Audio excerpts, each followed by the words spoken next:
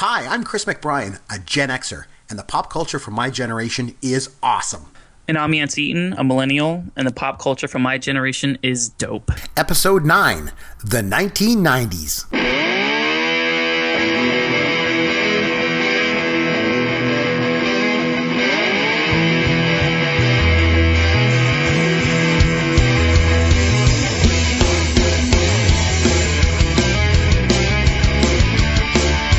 Hey, Chris McBrien here, along with Yancy Eaton, and this is the Pop Goes Your World podcast. Yancy, lots to get to this week, so let's just dive right in. You know where I was last week. You obviously heard the show I put together from Fan Expo. Mm-hmm. Yeah, I listened to all of it. That was great. Let me tell you, what a great time that was. It was so awesome. So I obviously went there with my 7-year-old. You could hear him a couple times, I think, in the background when I was recording. It was a great time. Man, oh man. The highlight for sure, if you listen to the show, was Mark Hamill. The Mark Hamill Q&A. Oh my God, it was fantastic. He was amazing. But even the other Q&As, the Cusacks were phenomenal. Christopher Lloyd was great. It was awesome. And obviously got a chance to meet Decay. And he gave me an oh my. It was wonderful. So it was He was really great. So man, oh man, it was a great time. I should mention off the top too, if you want to get in touch with us, at C McBrien or at Yancy Eaton on Twitter, or you can get all of our contact information at popgoesyourworld.com. Yancy did want to mention another thing. I ran into somebody when I was at Fan Expo who actually listens to the show, believe it or not. Ran into somebody who listens to our podcast, and he actually gave me some feedback, and I wanted to share it with you. Okay. So he really likes the show, really likes the fact that we do lists, because he goes, I find myself like yelling, like no, that should be number 2 or number 1, or that's my number 1. And that's what we wanted to do. I mean, so it's very gratifying to hear. But he said that, he goes, without fail, he goes, it seems like Yancy's, top fives, the things that Yancy talks about come from the heart. And he goes, but Chris, he goes, when I listen to yours, it sounds like you're a little bit textbook, because it's like, yeah, Psycho is supposed to be the number 1. Right. Like that's what a textbook would say. So it's kind of like, I guess I am more of a textbook thing. But knowing, what we know, which my day job is a college professor, I have to go by the textbook. That's what I do. Mm-hmm. That's my thing, right? But it is definitely like a clashing of styles. I will say that, anybody who wants to know the top 5 of this period, or the top 5 things of this, I mean, they can just simply Google it and get it. Like me, I'm literally looking for stuff that like was very, very specific to like my particular upbringing, something that was important to me or is important to me still now.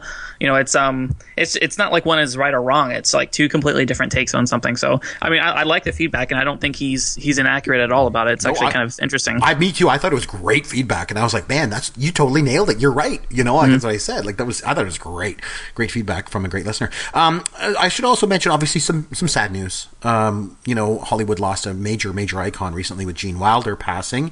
Mm-hmm. Young Frankenstein and Stir Crazy, Blazing Saddles, the Waco Kid, man. He was one of the most unique talents ever.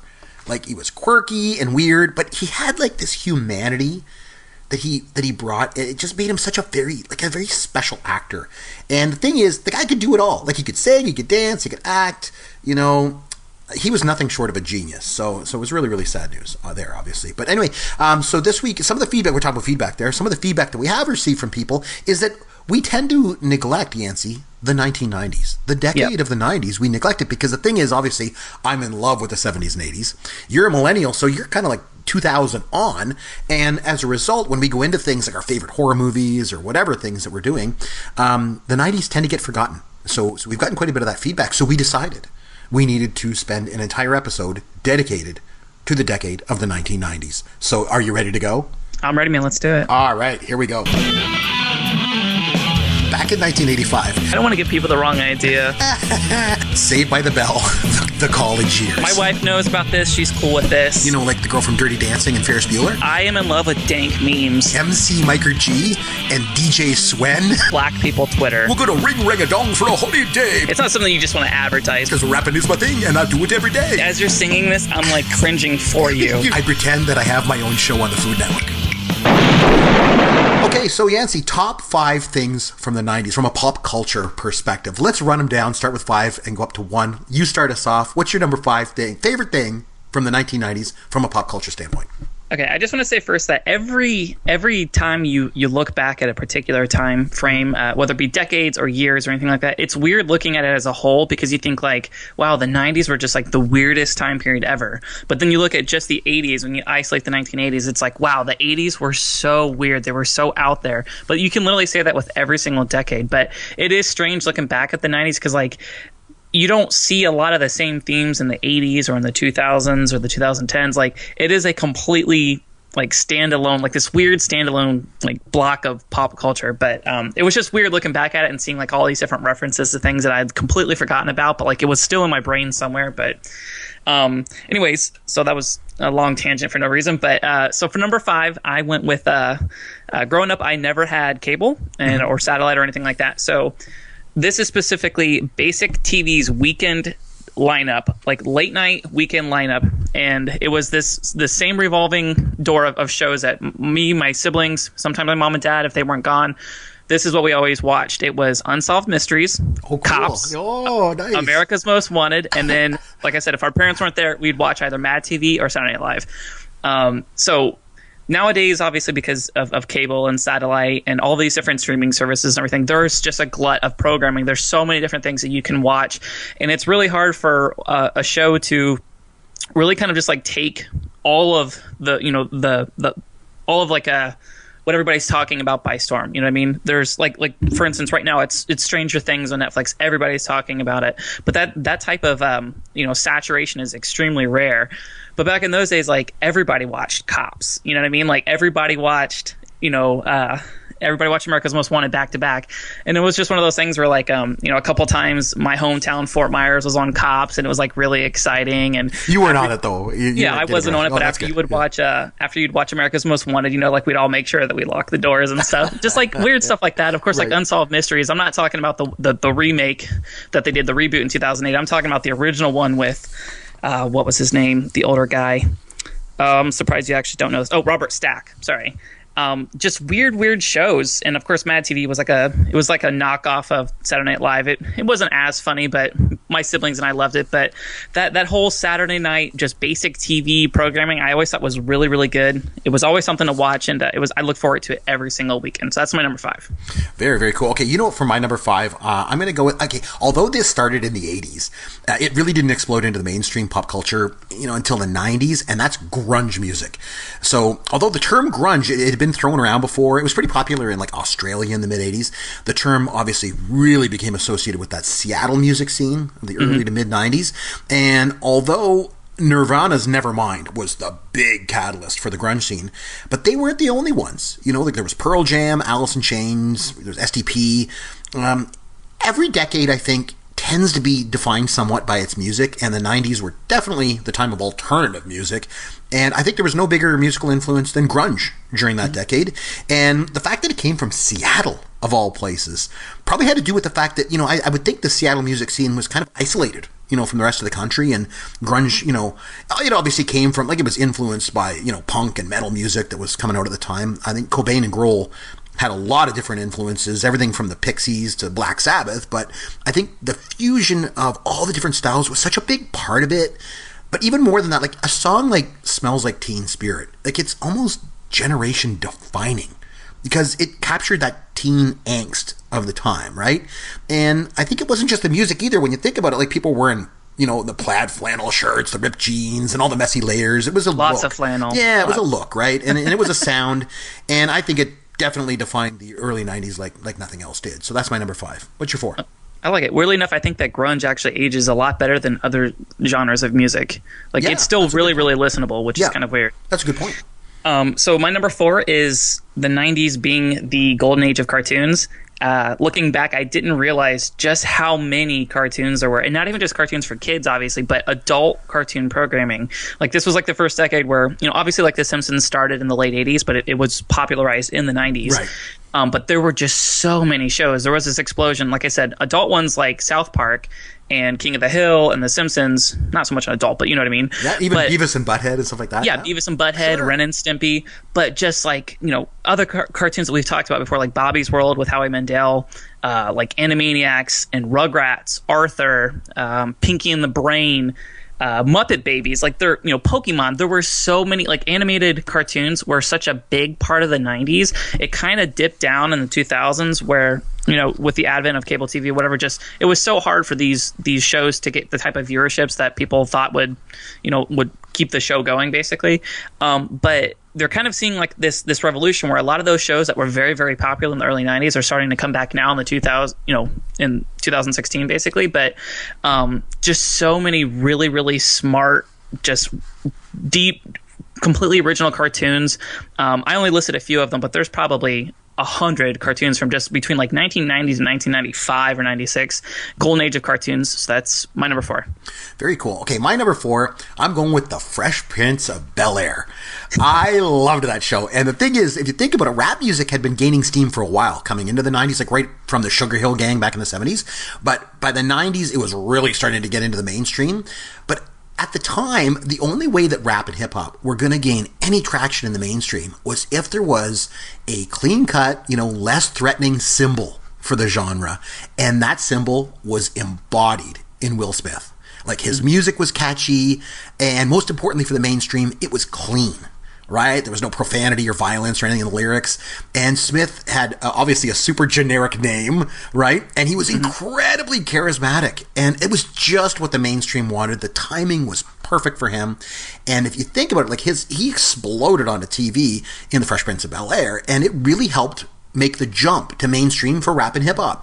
Maybe only rivaled by Aerosmith when they collaborated with Run DMC, sort of as a kind of watershed event in rap music, sort of entering the mainstream.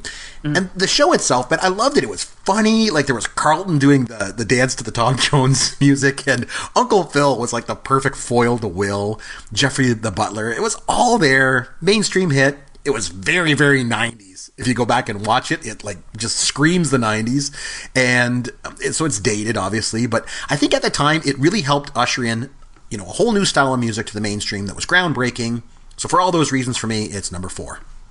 I loved Fresh Prince. I've watched episodes of it recently too, and not just the significance it had in ushering in hip hop and rap music to like the mainstream, like you said, but they even tackled issues like basically like your perception of class. Like, typically, like if there was a TV show that featured a black family, it was always a lower class. So like there was like this weird like your perception of class envy and class rankings and stuff like that. Like, they even tackled like interracial marriages and stuff. They had like multiple episodes about that because like at the time that was still like very much like taboo, was the whole racial identity thing in it. But so like shows like that, it was really crazy. Like, once they got like a foothold, they could actually start attacking like actual social issues and stuff. So I see why it's still like that show still holds up. You know what I mean? Oh yeah, absolutely. I agree. Nice pick. Very nice pick. Oh, thanks. What's your number 3? Number 3 for me is the original America's Funniest Home Videos. This was a family affair at our house. Every Sunday night we would watch this together. And the one thing I like about it, obviously there's still shows like that on today. I think AFE still has a newer one that they're still making new episodes, and it's not just syndicated reruns or anything. But what I loved about it was the early 90s episodes. This was before the advent of like the internet as we know it, and everybody having a camera all the time. You know what I mean? Right. Now we see stuff all the time, and it kind of seems like it's almost like I don't know how I'm trying to say it, but like the video lost its innocence basically whenever everybody had cameras. You don't know what's real, you don't know what's scripted. Everybody's trying to one up another and try to go viral, and like it really did. Home videos lost their innocence basically, right? Because all the kids that you see today, they've grown up and they have like a really intimate relationship with technology. So you kind of always are operating on the assumption that you're being recorded and that other people are going to see it. Your mom's going to put it on Facebook, or your friend's going to record you. So like those videos back in the day were just like, they were so raw and they were so natural, and just to see how people really did react at like family events, and like seeing people's like most private, intimate, like funny things that happened to them, but like they were, like I said, they were literally acting under the assumption that it was just for them. They were private home movies, and I don't know, it was just like a golden age. I don't think we'll ever have videos like that again, like I said, because it's just been adulterated, and it just won't be the same. So every Sunday night, my family and I, we would always sit down, watch it together. And I kind of miss that. That's like one of the things about my childhood I probably miss the most. So America's Funniest Home Videos, number 3 for me. Very cool. I like that. At the end, they'd always like narrow it down to 3, and it'd be like, "Man takes football in groin." Yay! Yep, and it like shows him like smiling. Yeah, exactly. And they'd all stand up, and he'd be like waving. He was like a star for a minute. You know what I mean? It was great. Oh, it was awesome. That's a good one. Okay, my number 3. I think some people might say that Titanic was the movie that defined the decade, and I totally get that. I mean, it was a huge movie. You know, it became the highest-grossing film of all time at the time, at least. Obviously, got passed, and it's just about as iconic as you can get for a movie. But for me, the film that defined the 1990s was Pulp Fiction.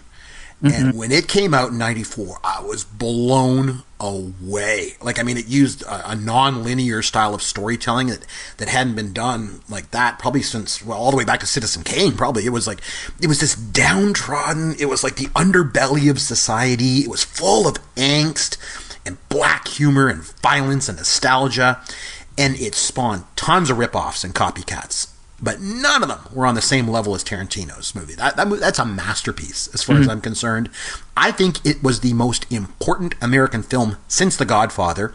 And in my mind, it remained the most important American film until There Will Be Blood. So if you don't agree, I think you need to go back and watch it because it's absolutely brilliant filmmaking. It's the best film of the 90s, and it's not even all that close for me. Wow, I will say this. I had gone most of my entire adult life without having ever seen it, and just having a conversation with my wife randomly, maybe about a year ago. She's like, "Listen," she's like, "What the hell are you doing? You have to watch this movie." And she owns it. She owns a copy of it. And so I watched it, and as soon as I finished, I'm not kidding, I watched it again. Oh wow! Back to back. I literally spent 5 hours that afternoon literally just watching because it is really, really good. And there's a lot going on. It's one of those things where you get more and more out of it each time you watch it. It was crazy. Yeah, and like I say, like the non-linear storytelling, like when you go back and then you realize that Bruce Willis's character, why is Vincent Vega there by himself? Because you realize at the end, that's right. Samuel L. Jackson's character went away, so then he was by himself, and that's why he got shot, right? And it's all out of it was just brilliant movie. Love it so much. So that's mine. Wow, what do you got for number 2? We're getting there. Number 2 is bad commercials. Nice. The 90s. Yeah. I thought the 80s are bad. Whenever you really go back and look at things and just revisit them, holy cow, did the 90s have bad commercials. I was just going through, I did 2 days of research with this. It was an excuse just to watch YouTube videos for like 4 hours. Cool. But some commercials, as soon as you hear these, you'll obviously remember them. But the corn pops, I Gotta Have My Pops, I didn't realize this, but that's actually Aaron Paul from Breaking Bad. Oh, wow. Yeah, he was in all those commercials. That was kind of like a neat little thing. The Life Alert commercials, like, I'll give up food, I'll give up water, but I won't give up my Life Alert. Like the crazy old ladies, like the super, like over the top acting of them like crawling on the floor, like pressing their Life Alert buttons and stuff. I know it sounds kind of mean, but I always thought those were really funny. Right. The original Mentos commercials, the jingles, the Fruit Stripes gum, Miss Cleo's psychic readings, call Miss Cleo. Oh, yes. I remember those. Oh, Chili's baby back ribs. Oh, yes. Those commercials haven't aired in years, and even still, every time my wife says like, "Let's go to Chili's," all you hear is like, "I want my baby back, baby." Everybody knows it. Everybody's still gonna sing it. What are some of the Kit Kat commercials? The What's in the Wonder Ball? I mean, there were so many. It seemed like those commercials, like they weren't trying to be smart. They weren't trying to like trick you subliminally. It was all about like making really catchy, like it just becomes embedded inside your psyche and you can't get it out. Like that was like the theme of marketing in the 90s. Like those commercials were all about like, it doesn't matter what the product is, just get it stuck in their head and they're going to buy a freaking Wonder Ball. You know what I mean? Exactly. Like, it doesn't even matter if Mentos are delicious. Like everybody's going to identify with the commercial and they're going to buy them. So like it was just this really, really weird time. They weren't all bad commercials, but it was just this really wonky time for commercials. So that's my number 2. Oh man, I like it. I think that's a good one. Okay, so my number 2 is a television show, and that is Friends. I think when you think of the 90s, you think of Friends. The theme song, there's the fashion, like the Rachel haircut, man. Oh man, that was popular. The popularity of the show was off the charts. It was super huge. Obviously, huge mainstream appeal. And just as an aside, as I'm kind of want to do, as you know, from time to time around here. Okay, so like a lot of the really, really great pop culture stuff, the original plans for the show, it's kind of hard to imagine like if it had worked out that way. So what I mean, like, for example, this Friends was originally titled 6 of 1. And then they changed it to These Friends of Mine. Both bad. Yeah, and then obviously shortened it down to Friends. Great. And if you look at some of the early casting stories, pretty interesting stuff too. Like the role of Monica was originally turned down by Janine Garofalo, and Chandler's role was turned down by Jon Favreau.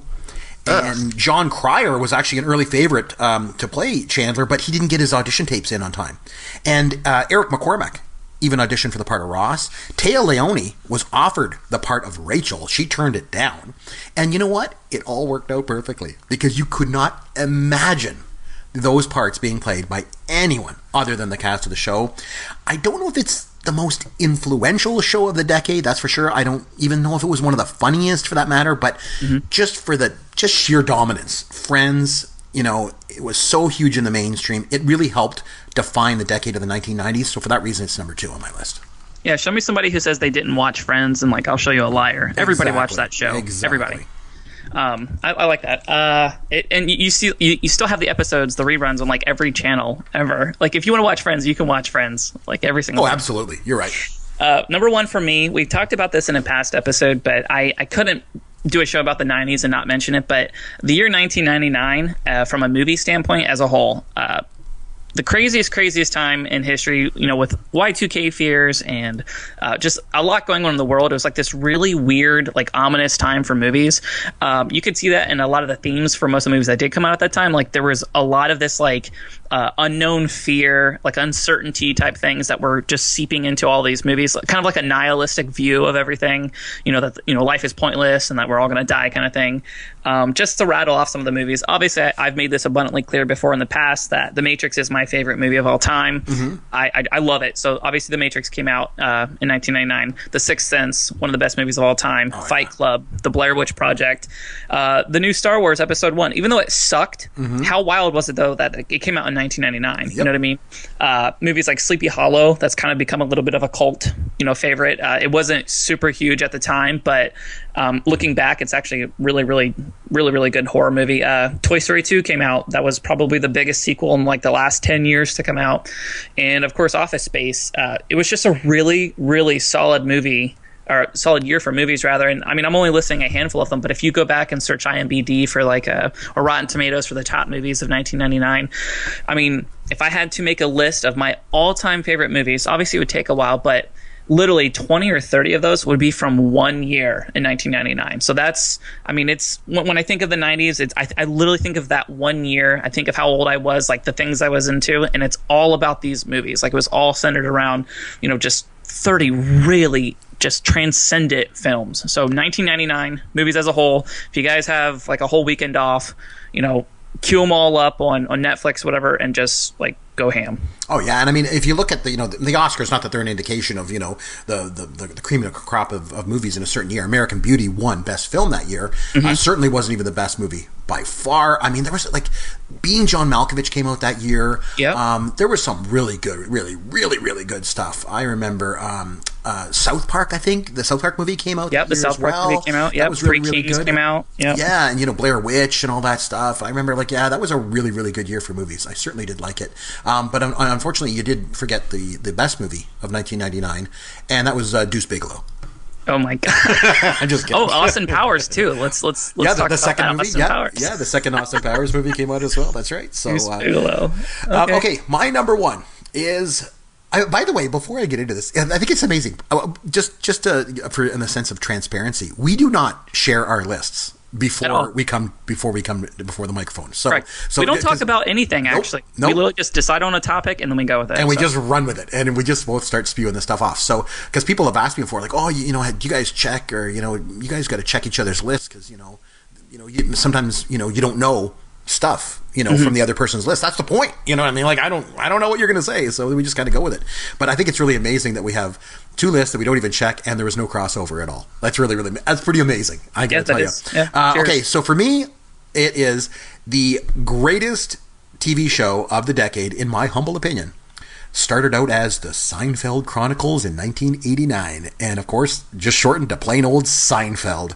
No other show had as many catchphrases. I don't think there's, no other pop culture staple had as much influence on the decade. It began obviously at the beginning of the decade, but it went out on top in 1999. It was unbelievably influential on subsequent comedy and television in general, for that matter. I think the influence on the pop culture zeitgeist of the 90s is unquestionable. And the thing is, for me, the show just kept getting better and better and better. And when Larry David left after season 7, it could have been disastrous. But instead, I think the show put out some of its best stuff after that. Mm-hmm. And the way they really started to get into in season 8 and 9, how they would intertwine 4 stories, each week centered around the 4 leads. When you think about it, that's pretty amazing. Like, it's amazing how generous that the show was with the storylines. Not all shows are like that. The showrunner, the lead, usually gets the lion's share of the limelight, but not on Seinfeld. Like, everybody got, a piece of the action in terms of story. And I think when you look back to the 1990s, everyone was talking about, the catchphrases from the show, the close talkers, Spongeworthy, anti-dentite, there was Festivus, Serenity Now. Like, you could go on, Shrinkage, yada, yada. You could go on forever, right? And when I think of the 90s, I think of Seinfeld.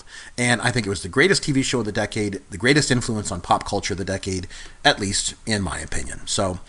anyway, well, speak of that, obviously we want your opinion as well. So, what did we miss? What should be on our list? What did we leave off? At C. McBrien or at Yancy Eaton on Twitter, and Chris at popgoesyourworld.com or Yancy at popgoesyourworld.com on email. I think it's time now to have some fun with Yancy. Okay, Yancy, I think regardless of when you're born, one thing is obviously clear with you. You love music. That's one thing. I love music, that's so true. So, and you're not just limited to music that's produced, in your generation. You know what I mean? I think you're a big fan of music from the past as well. So I'm going to issue you a challenge this week. I'm going to read you some song lyrics, and you name the 1990s song. What do you think? Sound good? Yeah, let's do it. I'm going to go as easy as I can on you, okay? Here we go. Okay. Hey now, you're a rock star. Get the show on. Get paid. And all that glitters is gold. Only shooting stars break the mold. Yeah, that's All Star. Yay! Or I'm sorry, it's All Star, but it's Smash Mouth. Yeah, All Star. You are correct. Yeah. Okay, here's one. Astro Lounge. Very good. Very good. Very good. Okay, here's one. Sometimes you're crazy, and you wonder why. I'm such a baby. Yeah, the dolphins make me cry. Oh wow. I'm stumped. Sometimes you're crazy, and you wonder why. I'm Keep such going, a baby, yeah, the dolphins make me cry. I cannot remember. I don't know. It's Hootie and the Blowfish, I Only Want to Be With You. I only want to be with you. Yeah, from 95. Okay. Don't make me sing anymore, by the way. I'm terrible. Okay, here's one. He drinks a whiskey drink. He drinks a vodka drink. He drinks a lager drink. He drinks a cider drink. He sings the songs that remind him of the good times. He sings the songs that remind him of the best times. He drinks a whiskey drink. Oh, that's Tub Thumping. Yay! Right? Chumbawamba. Yeah, from 97. Very good. Oh, see, I knew you'd do good at this. Okay, here you go. And I don't want the world to see me, 'cause I don't think that they'd understand. When everything's made to be broken, I just want you to know who I am. That would be the emo anthem of my high school years. Nice. That's Iris by the Goo Goo Dolls. Absolutely it is. All right. Okay, so I'm going to leave you with an easy one here. It's from early in the decade. Okay, are you ready? Yeah, this is fun. If there was a problem, yo, I'll solve it. Check out the hook while my DJ revolves it. I know this. Obviously, everybody knows this one, but I know this simply because my little sister was obsessed with this song. She knows every word. She knows the dance. I mean, she's like obsessed with like In Living Color and like that whole era. My sister's younger than I am too, which is like really strange that she would just like gravitate towards this. But obviously, it's Vanilla Ice's Ice Ice Baby. But that's a weird one. That's a really weird song that does not age well. Word to your mother. Oh my. So you did really good this week. Congratulations. I think you got them all except one. So that's awesome, man. Oh, boy, the 90s were something else, I tell you. Anyway, time to wrap things up, Yancy. We got to go one more time on Twitter, at Yancy Eaton, at C. McBrien. Or again, you can check out all our contact information on popgoesyourworld.com. Until next week, this is Chris McBrien saying thanks for listening to Pop Goes Your World, the pop culture podcast for the generations. Thank you for listening to the Pop Goes Your World podcast. Continue the conversation on Twitter at C. McBrien or at Yancy Eaton. Please consider leaving a review for the podcast on iTunes or wherever you download and listen to the show.